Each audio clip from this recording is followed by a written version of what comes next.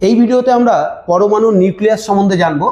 আমরা জানি পরমাণুতে তিনটি অপপারমাণবিক কণা থাকে, প্রোটন, ইলেকট্রন এবং নিউট্রন, যার মধ্যে প্রোটন এবং নিউট্রন তারা কিন্তু নিউক্লিয়াসের মধ্যে থাকে।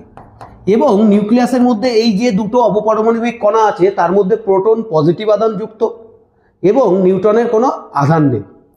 এবার যদি ভালো করে দেখো, আমরা জানি আধানের সূত্র অনুযায়ী আধানের আকর্ষণ বল বা বিকর্ষণ বলের যে সূত্র ধর্ম যেটা আছে সেটা হচ্ছে সমজাতীয় আধান পরস্পরকে বিকর্ষণ করবে এবং বিপরীতধর্মী আধান পরস্পরকে আকর্ষণ করবে।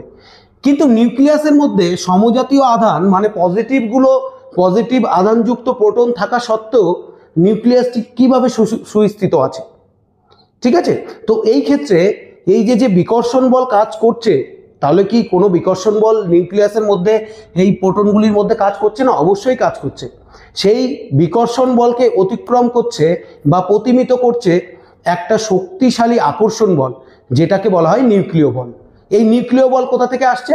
এই নিউক্লিয় বল প্রোটন এবং নিউট্রনের মধ্যে একটি কণা, যেটা হচ্ছে মেসন কণা, এই মেসন নামক কণা আদান প্রদানের মাধ্যমে এই নিউক্লিয় বলের সৃষ্টি হচ্ছে এবং সেই নিউক্লিয় বল ওই বিকর্ষণ বলকে প্রতিমিত করছে এবং নিউক্লিয়াসকে সুস্থিত রাখছে।